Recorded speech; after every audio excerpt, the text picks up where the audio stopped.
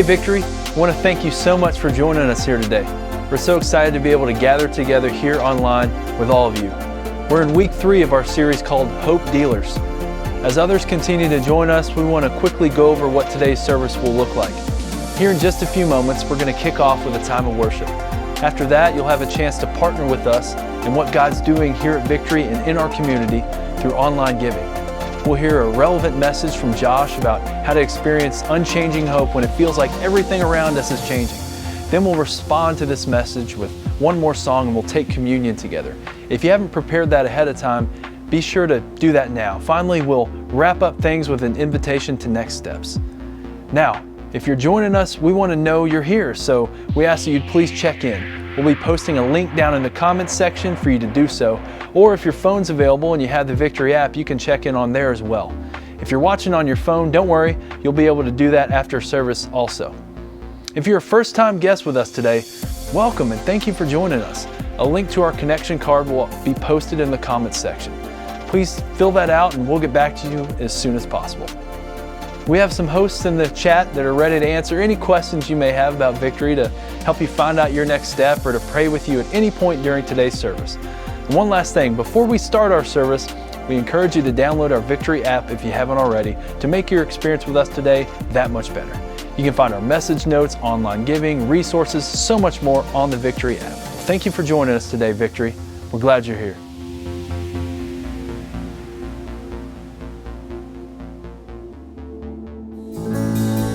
Hey, welcome to Victory Online. We're so glad that you've gathered with us. We invite you to turn up your volume. We're going to have an awesome day of worship. We invite you to sing with us. Here we go.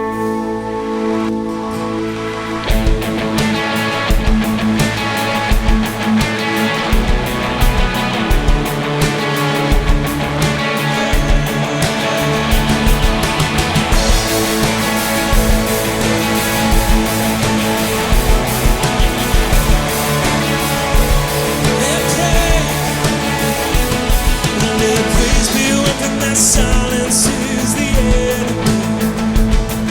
Let praise be a weapon that conquers all anxiety. Let it rise. Let praise arise. We sing your name in the dark and it changes everything. We sing with all we are and we claim your victory. Let it rise.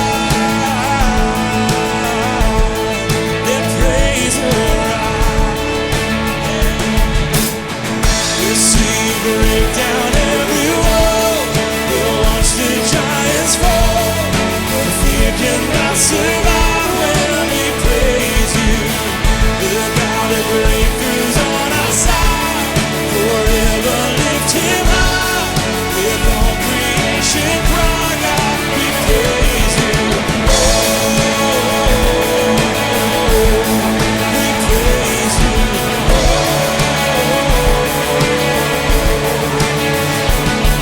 Let faith be a song that overcomes the raging sea. Let faith be a song that calms the storm inside of me. Let it rise. Let faith arise. Let it rise. We'll see break down every wall. We'll watch the giants fall. If you cannot survive when we praise you, the God of breakthroughs on our side. Forever lift him high. With all creation cry out, we praise you.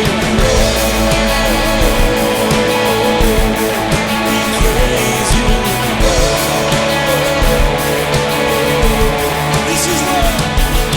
This is what living looks like. This is what freedom feels like. This is what heaven sounds like.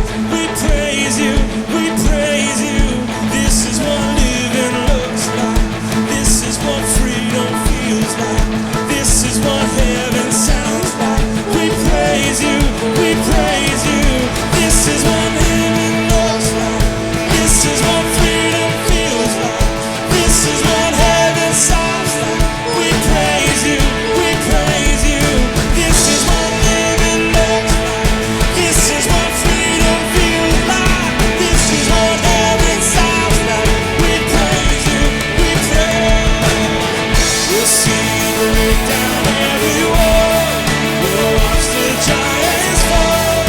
we cannot survive when we praise you. The God of breakthroughs on our side, forever lifted high. With all creation cry, God, we praise you. We'll see you break down every wall. We'll watch the giants fall. We cannot survive when we praise you. The God of breakthroughs on our side, forever lifted high. With all creation cry, God, we praise you. We praise you. We praise you.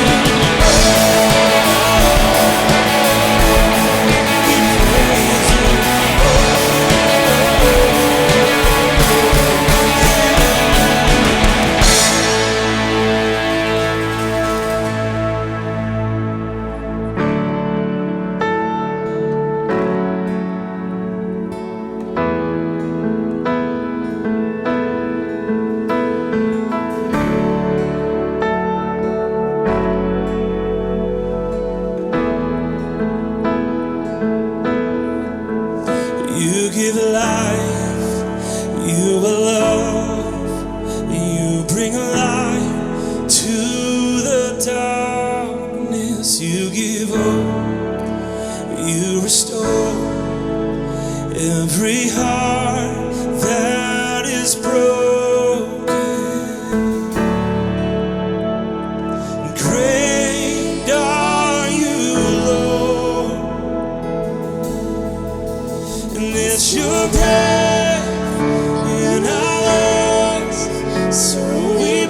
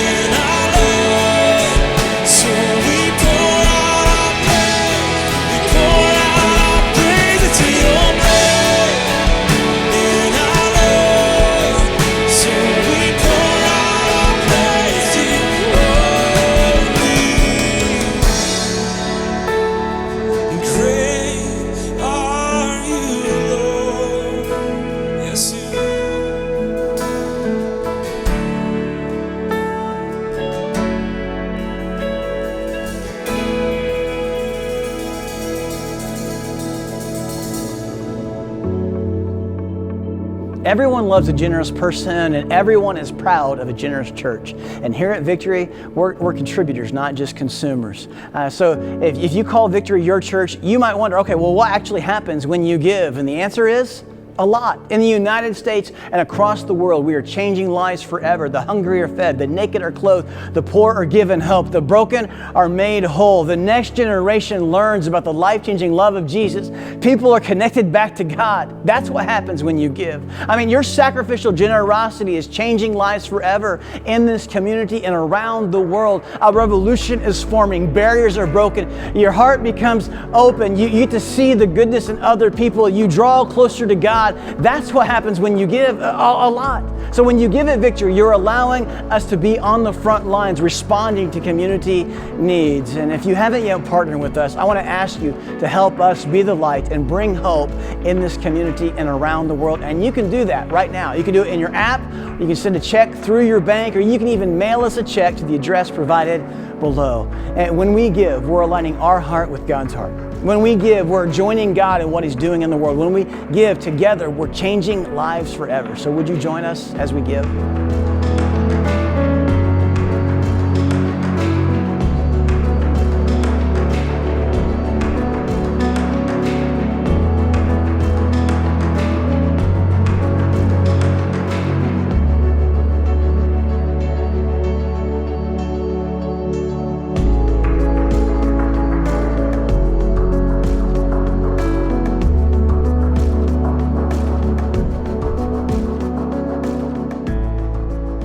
Hey Victory, we hope you're doing well today. Welcome to our third delivery of Hope Dealers, where we've been delivering hope, not dope, to houses all over the world. And what we've been doing in this series is looking back at specific exchanges Jesus had with people who were begging for hope.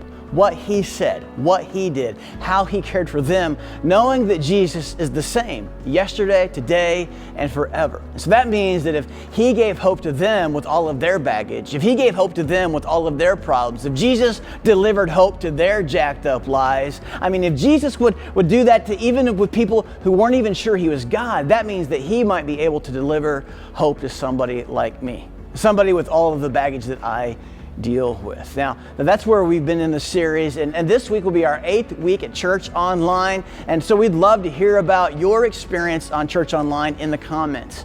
And I hear some good things that I've heard about the Church Online, that you can get up late and no one steals your seat.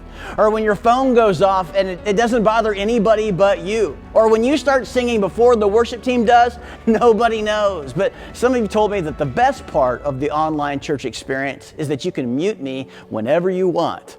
And if you're going to mute me, I suggest you mute me now, because I'm going to tell you something that you won't want to hear. And it's simply this: at some point in our lives, all of us will find ourselves in a hopeless situation. It doesn't matter if you follow Jesus or not, but at some point in our lives, all of us will have that in common. We'll find ourselves in a hopeless situation. In fact, I heard an old country preacher say it this one time: hey, you're either in a storm, coming out of a storm, or headed into a storm. Like, that's the best I got. But you're thinking, Josh, that's so depressing. It's like I'm watching the news. I know, aren't you glad you logged into church today? But the reality is, regardless of what we believe, our real life experience has taught us that in this world, we will have trouble. In this world, you and I will experience pain. In this world, we will encounter a heartbreak. In this world, we'll experience loss. That at some point in our lives, we will go without.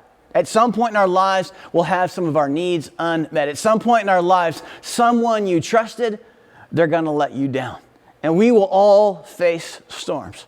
And so there's this sense kind of mounting up in our lives of what's going to happen to me. That could happen to us. When am I going to get hurt? And I want you to notice the feeling is not like if it's going to happen. It's no, when is it going to happen? And when it does happen, will I be strong enough? When it does happen, will I still be standing? When it does happen, how much will I lose? How much will it cost me relationally, financially, and physically? With all of that pressure, things like panic and dread, they start to set in, and we begin to think, if this suddenly changes, I don't know if I have a way out. If this suddenly changes, then I'm in trouble. If this suddenly changes, I think I've lost all hope. We've all had that. We all have this in common in our lives, that at some point in our lives, we'll find ourselves in a hopeless situation. Now, before we dive into the text today, I want you to think about this question right here. Why do we get so hopeless? I figured since we're all going to struggle with it, we should at least know why we're getting so hopeless. I mean, have you ever taken time to sit down and think, hey, why do I feel so hopeless? And when you dig down deep beneath the surface, you discover hopelessness comes not because of pain or difficulty come your way. In fact, in the comments, share a time where pain and difficulty have actually helped you. See, pain and difficulty can be a reminder of progress. Your gym teacher told you, no pain, no gain. See, this is not a faith or religion thing. Your real life experience has taught you the hopelessness does not come from difficulty or pain. No, anger comes, anxiety comes, panic comes, and we experience hopelessness when we are losing control of the outcomes of our life. Now, to help us process this, I want you to think through everything that you feel like you have control over in your life, and you're to put this in a circle with you. I just want to quickly in your head, think through all the things that you think that you might have control over, and maybe here's a list of some of the things that you would come up with, like things like time. Like we think, hey, we're in control of the time and what we do with our time, or maybe our family. We think, hey, we get to decide maybe when we'll start a family. Or relationships. You get to decide who you're in a relationship with, or your job. You get to decide what opportunity you're going to take, or your ability. You can say, hey, no matter what happens, I still have my athletic, mental, musical ability, or my children. You know, maybe you'll say, in this house we do things this way, or money. We all have different amounts of money, but here's what we have in common. We're the ones who spend it. We're the ones who direct where it goes. So most of us live our life thinking, if I do well, if I plan well, if I'm a good person, I have some say, I have some control of the stuff that's in that circle. And we're smart, we're realistic. We know that there's things outside of our control. There's things outside the circle, like things like weather or the past or where we came from or disease or getting old or what other people think about us, right? So when we feel like we have a handle on those things, we feel like we have control. And when we look at our life, the glass looks half full. When we look at our life, it looks like full of opportunity and full of hope. It's all good in the hood. But when we experience hopelessness, we have this sense that we're losing control of the outcomes of our life. And then when that happens, there's a not so holy shift that takes place in our life. That when we lose control of not the stuff that we know we can't control, but there's this shift in our spirit when we lose control of the things that we think that we should be able to control. And maybe you've experienced that you thought you had control of time, and all of a sudden, their time was not on your side, and the clock begins to tick, and regardless of what you want to do, you have to move on to the next phase of life. And when that happens, hopelessness kind of creeps into our scenario. Or maybe it's family. You think, hey, I can know when I start my family, but if you ever struggle with getting pregnant or a miscarriage or anything like that, hopelessness kind of creeps into our situation. Or maybe it's in our relationships. You stood at the altar and said, till death do us part, but your partner said, no, it's not going to be till death, it's till I find the next one. And it rocked your world, and hopelessness kind of enters into our situation. Or maybe it's your job. You were promised a job, an opportunity, and it did not come through for you, and hopelessness comes creeping into your situation. Or maybe it's your ability. You had this amazing athletic ability, and all your hopes and dreams were in that scholarship, but you got injured, and hopelessness creeps into your situation. Or maybe it's your children. You had dreams for your son or daughter, but they got connected with the wrong people, and they became everything you were praying against. And you know that they don't get a do-over for life, and just hopelessness just creeps into your situation. Or maybe it's your money. You lost your job, or someone got sick, and the bills are piling up, and no matter how hard you work, you owe your soul to the company store, and hopelessness comes creeping in to the situation. And all of a sudden, the life that looks so bright, that was full of opportunity, it looks pretty dark, and we don't know if we'll see an end in sight. We don't know if we'll get where we intended to go. And you think, how am I going to make it? How am I going to get through what I really want in this life? How can I escape this feeling? See, when we're surrounded by uncertainty, it's difficult not to be anxious. It's difficult not to be angry. When you lie awake at night staring through the ceiling and your heart is racing through your chest and trying to figure out how to regain control of this hope, it's hard not to lose control of hope in your life. And so all of us will find ourselves in a hopeless situation. So here's our question. How do you maintain hope in a hopeless situation? See, the definition of hope that we've been using is joyful expectation. And that's the goal. That's what I want for you. I want you to be able to say, I know it's bad, but if I depend on this, if I trust in this, if I prop my life up against this, if I lean on this, I can have a joyful expectation. I know that my life's going to get better. So how do I get myself to that place where my outlook on life, it isn't misinformed. I'm not ignoring difficult circumstances. I'm facing reality, but my hope is in joyful expectation of the future. And for that to happen, one of the questions that you and I must answer is simply this: where are you placing your hope? Where are you placing your hope? To which you might say, I don't place it anywhere, right? To which I would have to say, yes, you do. Regardless of what you believe, we all place our hope somewhere. We all place our hope in something. But the reality is, most of us never slow down long enough to analyze our life to figure out where we're placing our hope, what we really depend on. And see, you can have hope in a lot of things: a relationship, a company, your ability, your intellect, your profession, maybe your bank account. We're all hoping in something. We're all depending on something. We're all trusting in something to come through for us in our deepest need. And since most of the time we don't make this decision consciously, we're not like, hey, I'm putting all my eggs in this basket right here. No, we place our hope in different things at different stages of our life. And so when you're 20, your hope is in something much different than when you're 45. And your hope, when you're 75, your hope is in something much different than when you're 45. I mean, think about it this way. When you were 20, you never placed your hope in finances. Why? Because you could lose everything you own and you'd be out like $500. Like you didn't place your hope there. So at different ages and different stages, we place our hope in different things. And most of the time, we do this unconsciously. We don't do this on purpose. We don't know, hey, I'm depending on that, until it starts to fall apart. You go, oh, I guess I was depending on that job. Oh, I guess I was counting on that relationship. Oh, I guess I was counting on that scholarship. All of my dreams were connected to getting into that college or getting that job or getting that award. So where are you placing your hope? Because when we are unaware, we only know that our hope is being attacked when we begin to feel anxious, and we don't even know why. We begin to get nervous, but we can't put our finger on why are we so nervous. We begin to feel helpless when something rocks our life, and we don't know why we have those feelings. We just feel uptight because we never really made the conscious decision of where we were placing our hope. See, even if you never decide to follow Jesus, you owe it to yourself to figure out where that is. Because when we lose control of the things that we think that we should have control of, when we lose confidence in the things that we place our hope in, that's why we get so hopeless. So how do you maintain hope in a hopeless situation? Well, the interesting thing is about Jesus is it doesn't matter who you are or what you've done, even what you currently believe. Jesus' ministry begins around 29 AD, and he comes on the scene as this rogue rabbi, and he comes on as original hope dealer, trafficking hope to anyone and everyone. But his specialty was dealing hope to the hopeless. Jesus, as a hope dealer, targeted those who were broken and begging. He pushed his product to the rejected, the isolated, and the outcast. And what he had, it couldn't be bought. What he had, people were craving. The great theologian Dr. Dre says things just ain't the same for the gangsters. So Jesus was the OG. Jesus was the original hope dealer, and this rogue rabbi was the leader of the hope cartel, and he invited anyone and everyone to lean their life on him. Jesus invited anyone and everyone to find hope, that joyful expectation in him. And now, this is how he said it. In Luke chapter 6, he's preaching on the Sermon on the Plain. And Jesus is throwing down the Word of God. So just imagine you're in the audience and put an emoji in the comments of what it would be like to be in the audience as Jesus is dropping it like it's hot. Here's what he says in Luke 6. He says, as for everyone, you know what that word means in the Greek?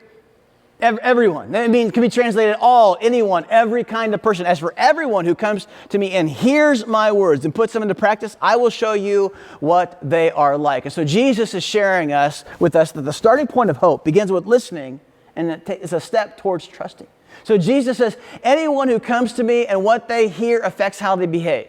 Anyone not everyone who not just hears what I have to say, but they put it into practice what I say. Let me show you what they're like. And then Jesus, he closes out this sermon with an illustration that we've heard before. It was in a different sermon called the Sermon on the Mount, where Jesus uses the very same illustration of two builders and two houses with one storm and two different outcomes. He says this, they are like a man building a house who dug down deep and laid the foundation on the rock. And when the flood came and the torrent struck that house, but it could not shake it because it was well built. He goes on to say, but the one who hears my words and does not put them into practice is like the man who built a house on the ground without a foundation. The moment the torrent struck the house, it collapsed and its destruction was complete. So Jesus says there's two deals on the table, that you can listen and take steps that I'll give you, and I'll give you a solid foundation to hope for anyone and everyone. But if you don't, if you choose to do your own thing, you can choose to go your own way, but I just can't make that promise. See, if you want to have hope,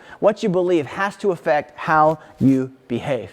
I want you to notice that the man in the account took action, that he believed and it affected the way he behaved. To which you say, how did you know, Josh? Well, it says this. He says he dug down deep.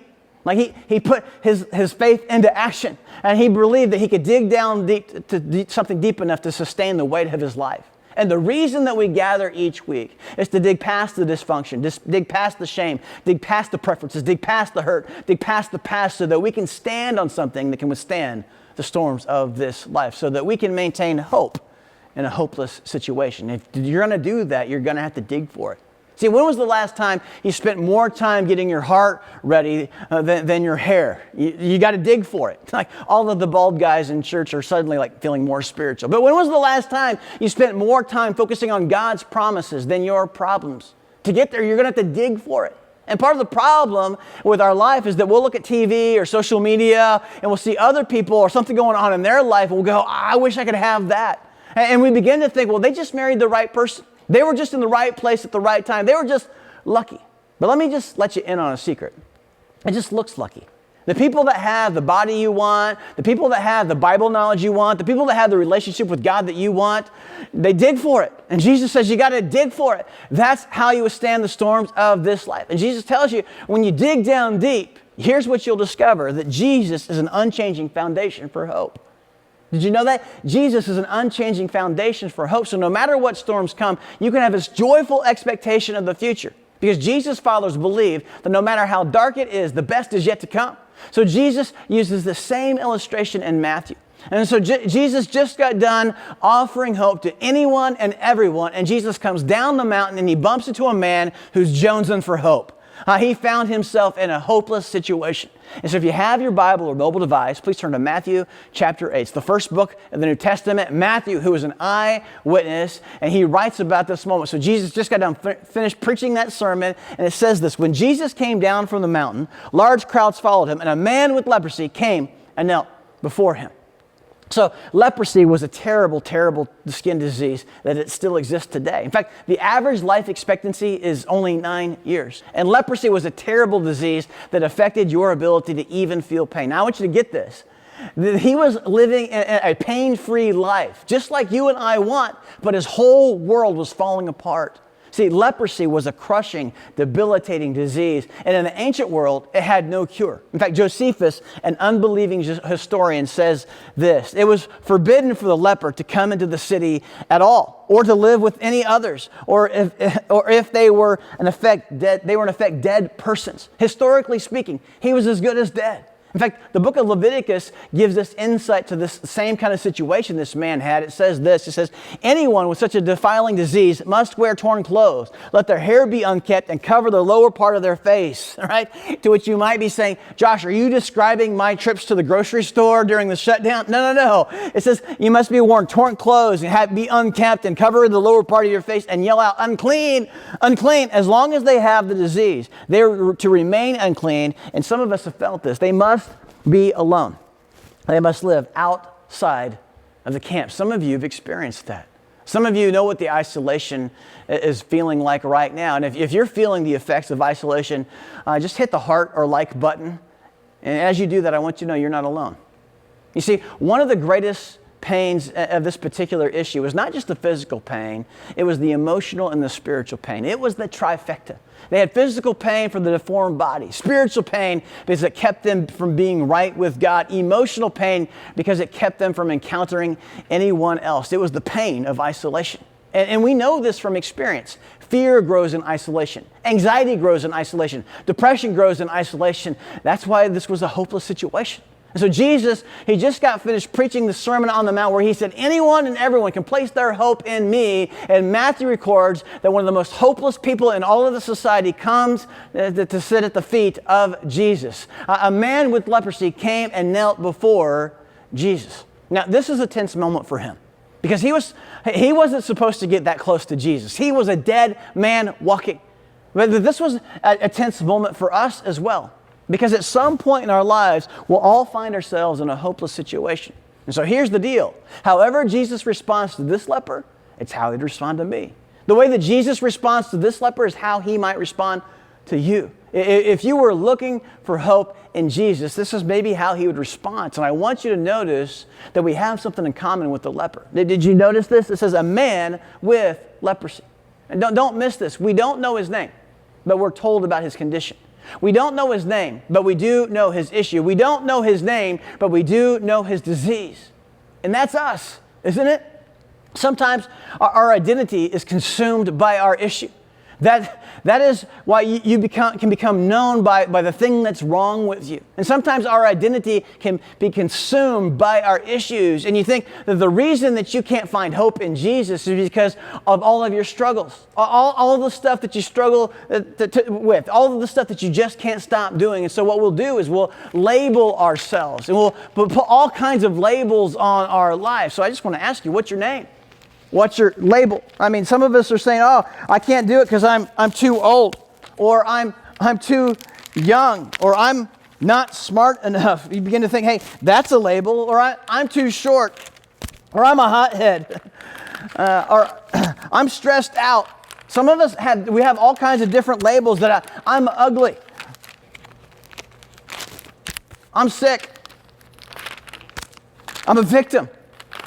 We have all of these labels on our life. We say, I'm underpaid, I'm overworked, I'm overwhelmed, I'm addicted. We place all of these labels on our life, letting us be consumed by our issue. And for too long, we've allowed our shame and our sin and our brokenness, we've allowed our labels to keep us from the life that God has for us, to isolate us from the life that God has for us. And these labels quarantine us away for hope. But today, I want you to be moved in your heart by this hopeless leper. We don't know his name, but we do know his issue. And the man was quarantined from society, and he was legally unable to interact with people. His issue and his condition and his disease forced him into isolation.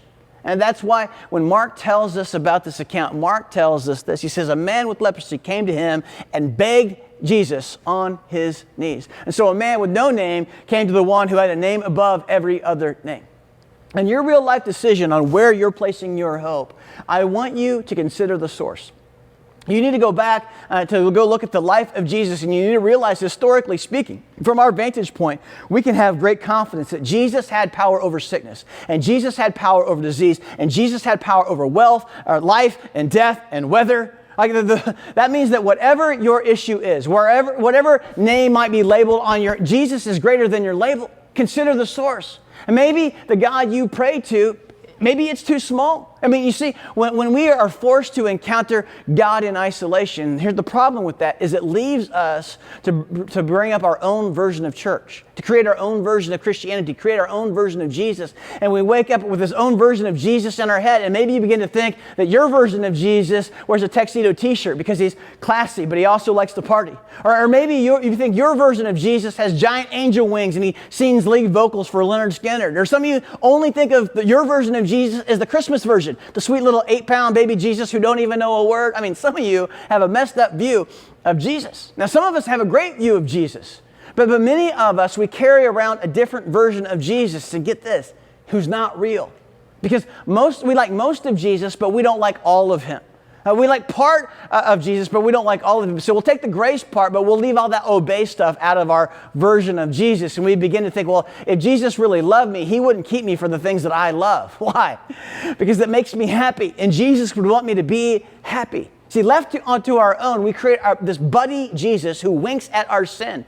And it's like we're shopping for God at Burger King, where we can have it our way. And we want to order up a supersized Jesus with extra grace, double forgiveness, hold the truth, like a huge side of don't make me feel guilty about anything on the side. And we create our own Jesus. And you look at that and go, that's a pretty good looking Jesus right there. You see, left to our own, when it's just you and I in our isolation, we create our own version of Jesus, and we're road tripping with Jesus. We're listening to Stairway to Heaven on the radio when all of a sudden our life hits a wall.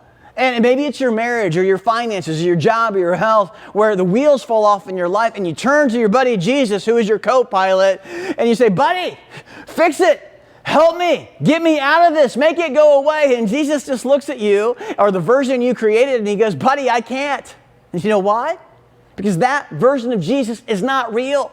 That's the version of Jesus that we created, because that version of Jesus doesn't have any power.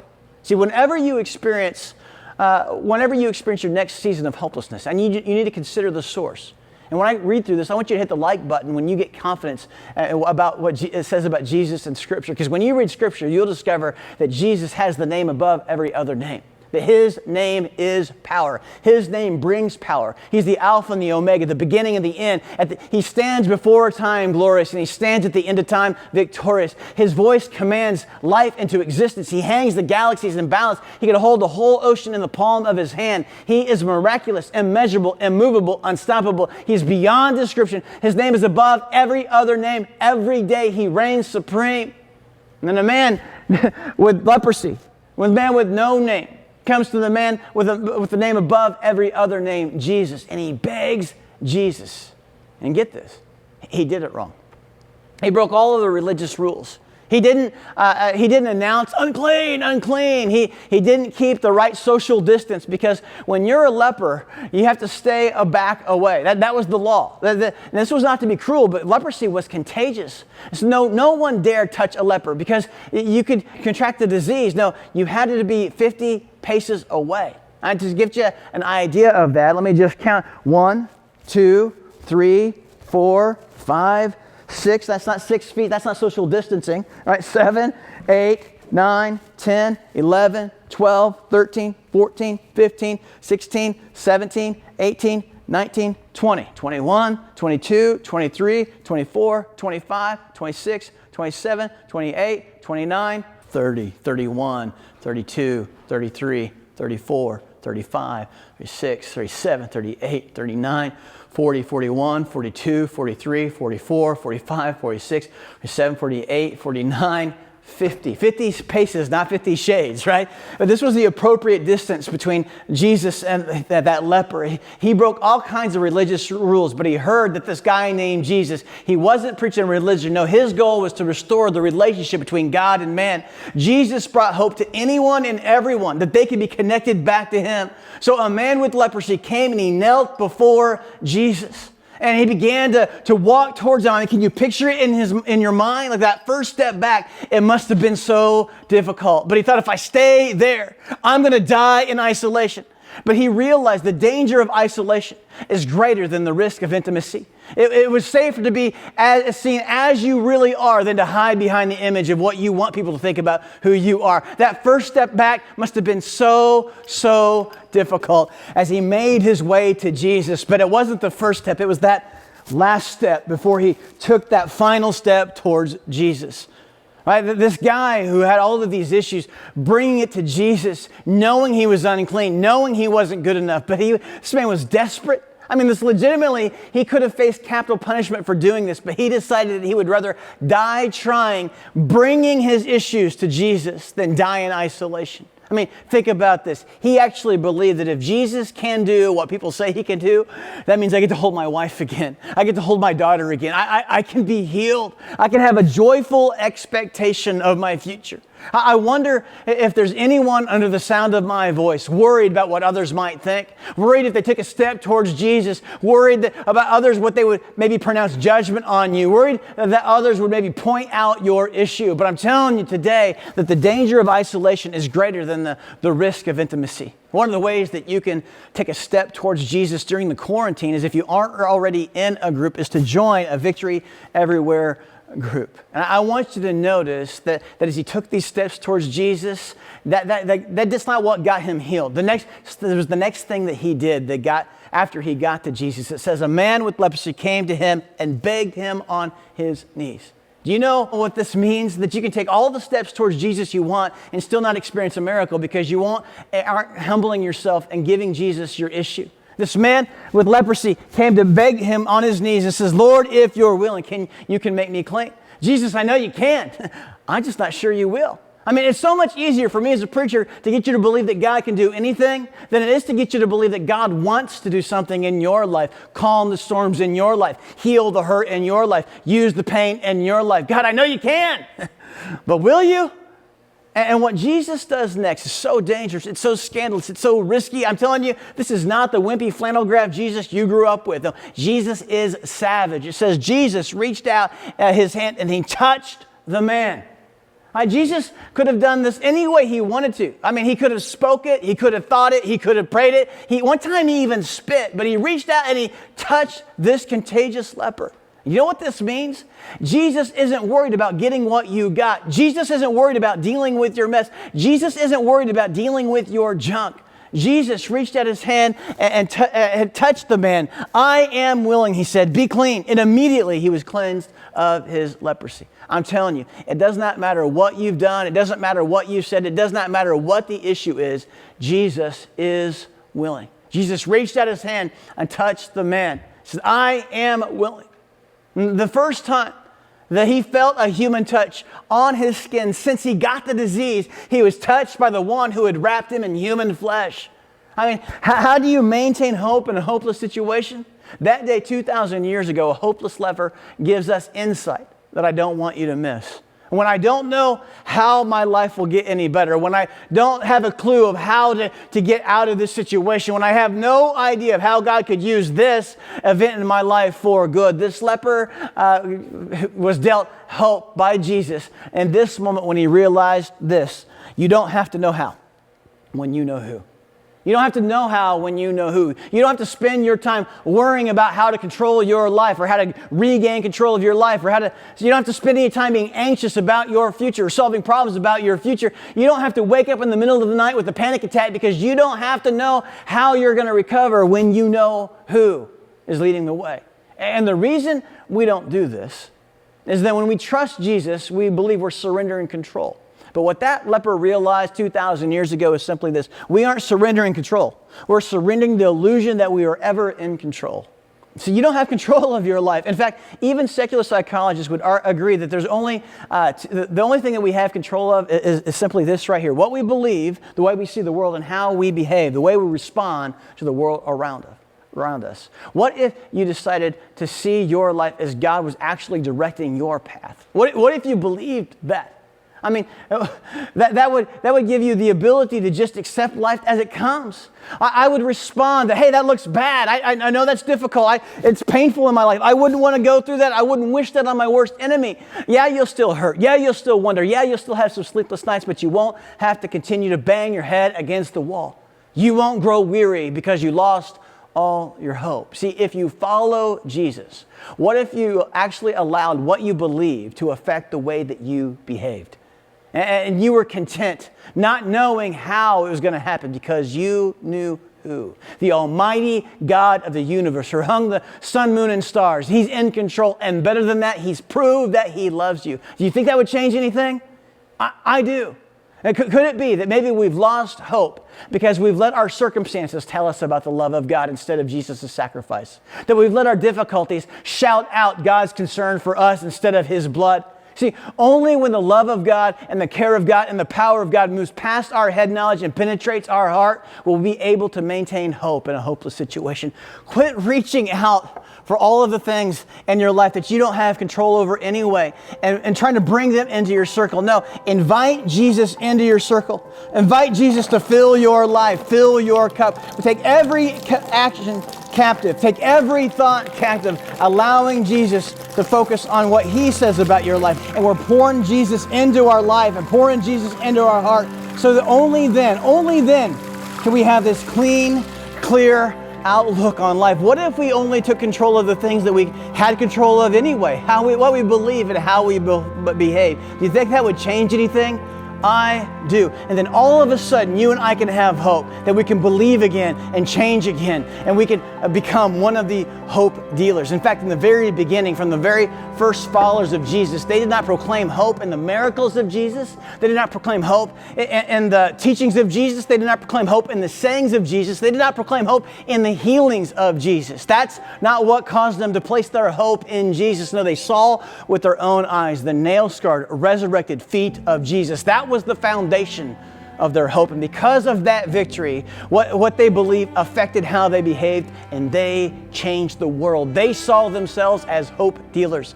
They expanded the hope cartel, and they invited anyone and everyone to place their hope in Jesus. And that means that if you trust Jesus and believe in Jesus and you're trying to live for Jesus, Jesus wants to recruit you to be a hope dealer as well. I mean, if you follow Jesus, the challenge is simply this. You should be dealing hope, not dope, to anyone and everyone who's listening. Sharing the message, sharing your story, sharing how Jesus has changed your life. To anyone and everyone who needs to experience hope. I mean, your mama's not going to be very proud, but I need you to become a dealer. I need you to focus in on what we believe and how we behave and allow that to affect our lives. And so will I take Jesus up on the promise that in the storms of this life, they're going to come. The troubles, they'll come. The difficulty will come. But my hope won't be affected because I know who is watching over me. If you want to have hope in Jesus, what you believe has to affect how you behave. So no matter what comes, if you follow Jesus, you believe that you are not your label. No, you believe I'm forgiven, I'm restored, I'm washed, I'm adopted, I'm born again, I'm chosen, I'm blameless, I'm made complete, I am loved. No matter what comes my way, I am more than a conqueror.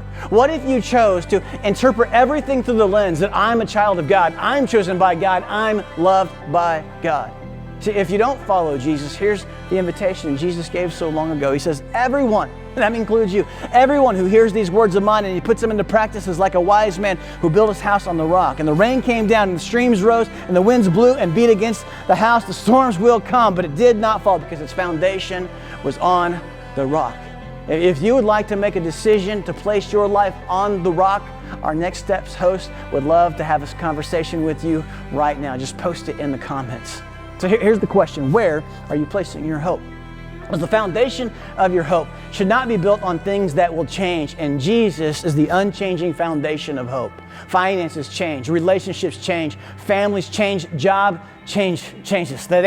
Everything changes, but Jesus never changes. He's the same yesterday, today, and forever. And you can have lasting hope and lasting peace and lasting assurance when you build your life on that solid foundation.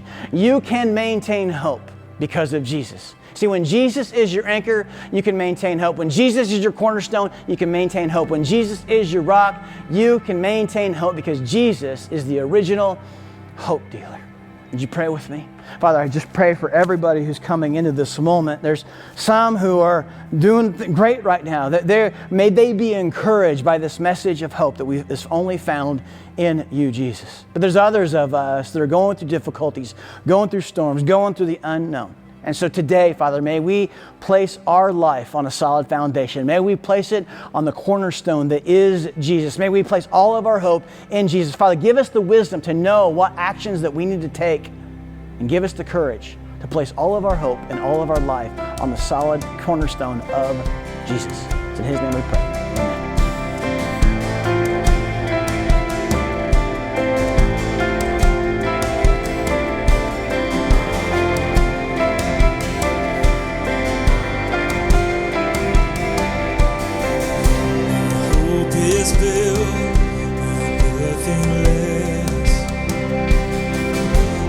Jesus' blood and righteousness.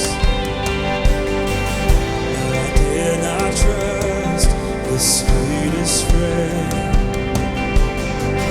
but only trust in Jesus' name. My hope is built on nothing less than Jesus' blood.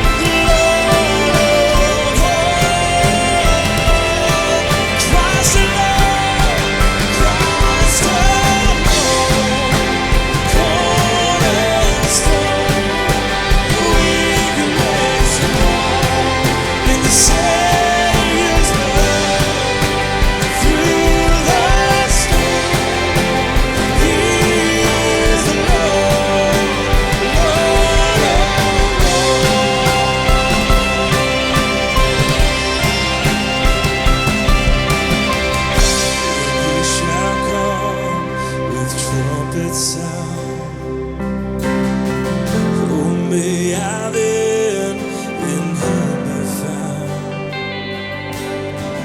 dressed in his righteousness alone. The Father stand before the throne. He's alright, he's never changing. Sing this, let's lean in and sing this together.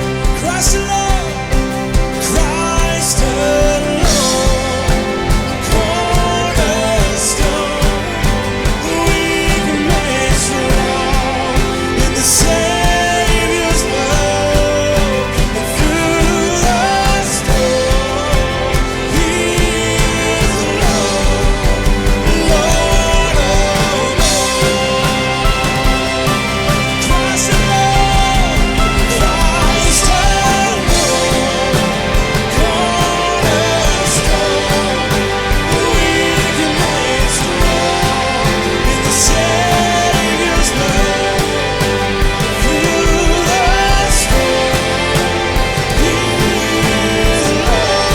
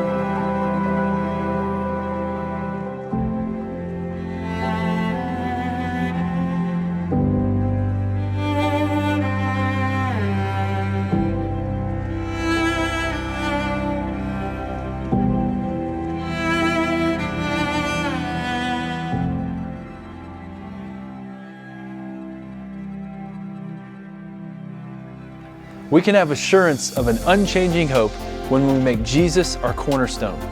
Where are you placing your hope? How do you maintain your hope in what feels like a hopeless situation? Remember, you don't have to know how when you know who. I want to thank you all for tuning in with us today. If this message helped you in any way, please consider partnering with us financially to live out our vision of connecting people back to God. If you're on Facebook, please help us continue to reach others by sharing this video to your page or by tagging a name in the comments. If you're watching on the website or the app, consider sharing the link with someone you know who needs to hear this message. And just a reminder that this service will be on demand in its entirety in Facebook, YouTube, on the Victory app, and on the website at victorycc.life/watch, immediately following our Sunday 10:30 service. If you need more information on what your next step might be, any information about Victory, or just someone to pray for you, we have some next step posts in the chat who are ready to assist you. And finally, make sure to stay connected with us on our social media pages, Facebook, Instagram, and on our YouTube channel as well. Hey, don't forget that next weekend we'll be celebrating Mother's Day. If you haven't sent in your video yet, giving a shout out to your mom, thanking her, make sure you do that. And make sure to invite your mom, your grandma, your aunt, any other woman who's made a difference in your life to check out next week's service as well. Victory, we don't go to church, we are the church. We'll see you next weekend for Mother's Day and week 4 of Hope Dealers. Have a great week.